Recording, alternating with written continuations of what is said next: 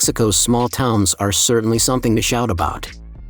Whether they're located on the coast or inland, the country's villages are worth visiting.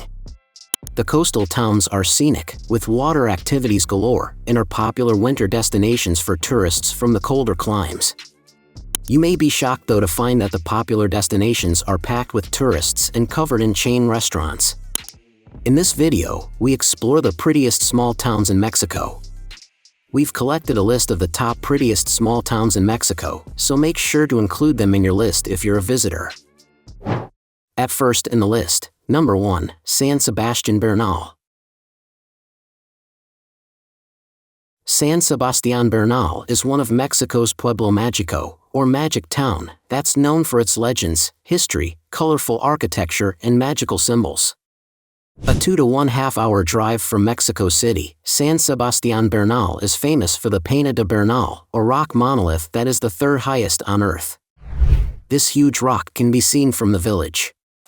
The village was founded in 1642 by the Spanish. El Castillo, part of this legacy, is a major landmark that boasts a German-made clock. Number 2, Tulum.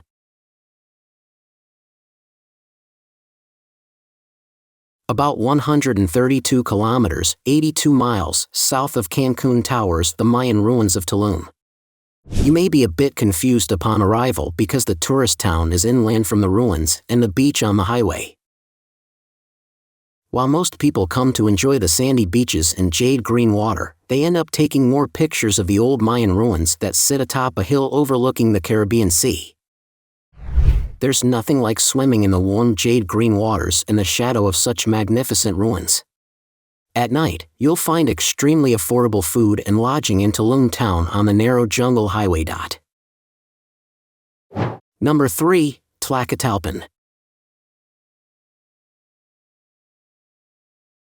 Situated right in the middle of the Gulf Coast's Big Bend, Tacka Talpin has pristine early 19th century colonial architecture.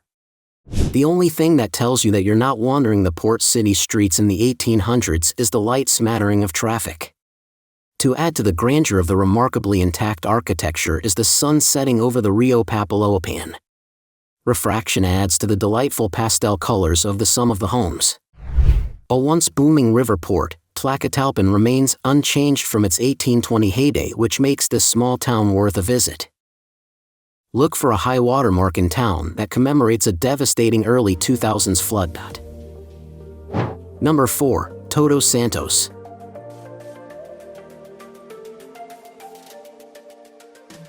Toto Santos is affectionately called the Town of All Saints, and it's a fitting name. This small town is exploding in popularity due to its unique beauty and mix of residents. You'll find New Age spiritualists, surfers, and expats drinking with local fishermen in the laid-back bars of Toto Santos. Connected by highway an hour north of Los Cabos, this town has remained Baja Sur's best-kept secret for decades. You'll find higher prices than most tourist towns on the Baja Peninsula, but it is worth it for the eclectic mix of natural beauty and quirky culture. Word of advice: get here soon before the rest of the world does that.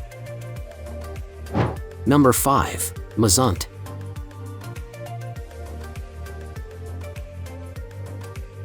Sea turtles, not colonial relics, are what bring the tourists to Mazant, a small town on the southwestern coast of Mexico. At one time, Mazant was the center for hunting sea turtles, prized for their meat and eggs. Due to their decline, turtles were banned as food and soon became a tourist magnet. You can learn more about sea turtles at the Mexican National Tourist Center here. Mazant has some nice beaches. You should be prepared to share them with turtles who come to lay their eggs. Mazant itself has a hippie feel. Number 6, Malano.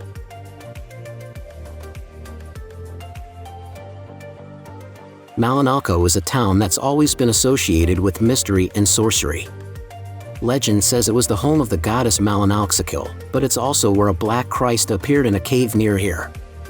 It's the second most visited shrine in Mexico.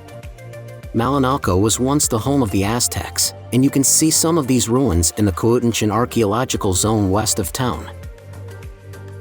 You may also enjoy a visit to a 16th century Augustine monastery dedicated to the Divino Salvador, Divine Savior. Number 7. Tapasin.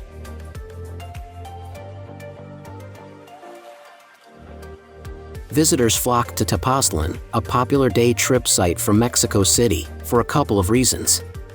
One is to see the ruins of an ancient pyramid that sits atop a steep hill.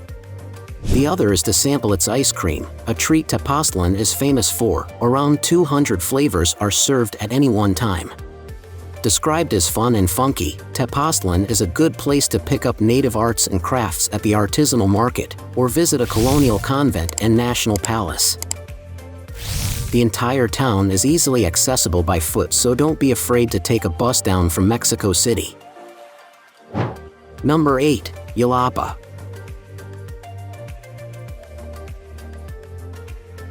If it weren't for lush green trees and sandy beaches separating them, you'd be hard-pressed to tell the blue bay waters from the blue sky. Elita is located on the Bahia de Bandeiras, one of the world's largest bays. If you think sunbathing on pretty sandy beaches is for couch potatoes, try your hand at deep-sea fishing. Better yet, you can go snorkeling or paragliding. Or perhaps a horseback ride to the simple Elita Fall where you can wade in the pool will be more to your liking. This small Mexican village has a road that connects the fishing community to Puerto Vallarta, but the town is most accessible by water taxi. Number 9. Waso Campo. One of the first haciendas in Mexico was built in Waso Campo, a small town in central Mexico's Hidalgo state. You can view several of the old haciendas on a visit here. But visitors also come here to see the colonial stone buildings, streets, and bridges. Travelers also come here to see the unique basaltic rock formations with their fascinating waterfalls, go zip lining at the Peña del Aire, or have their wits scared out of them at the Museum of Goblins, where exhibits are based on real-life stories. At last in the list, number 10, Elita. The crown jewel of the Riviera Nayarit, Elita was once a quiet fishing town. You'll still hear locals describe this surfer town that way, but Elita has been overrun by tourists since the late 1990s. The tourist infrastructure is strong with nice hotels and B&Bs, restaurants and low-key bars, but you may find the beach a little cluttered. The town is still a pleasant visit, and the rideable waves call to hipster surfers from all over the world during peak season. Now it's time to hear from you. What's your favorite prettiest small towns in Mexico? Is there something we missed? Let us know in the comments section below, and don't forget to give this video a like and subscribe to Greenable if you haven't already. Click the bell icon to stay updated on all our latest content.